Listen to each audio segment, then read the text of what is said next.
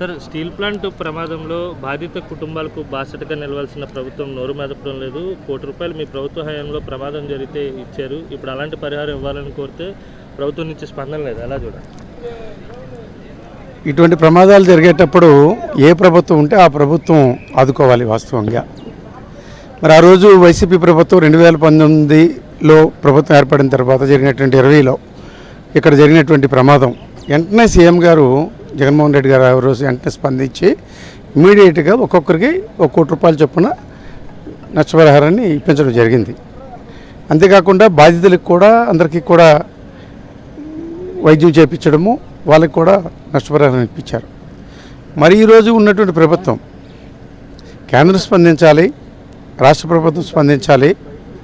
రాష్ట్ర ప్రభుత్వ నాయకులు కూడా కేంద్ర ప్రభుత్వ నాయకులతో మాట్లాడి వెంటనే ₹25 లక్షల అనేటువంటిది ఏ మేరకు సరిపోతుంది? పోయిన ప్రాణాలు ఎలాగ తీసుకురాలేము. కనీసం ఆ కుటుంబం వెనకాతల ఎవరైతే ప్రధాన సంపాదకుడు చనిపోయాడో ఆ కుటుంబం మళ్ళీ అన్ని విధాలు కూడా నిలదొక్కోవాలనుకుంటే మేము ₹1 వెంటనే ఎక్స్గ్రేషియా ప్రకటించాలి. కానీ ₹25 లక్షల ప్రకటించడం అనేటువంటిది అత్యంత శోచనీయము. ఇదే జగన్మోహన్ రెడ్డి గారి పాలన ఉన్నట్టయితే వాళ్ళని ఆ కుటుంబాలను ఏ విధంగా ఆదుకోవాలనేటువంటి దాని మీద తప్పనిసరిగా వెంటనే చర్యలు తీసుకుని ఉండేవారు.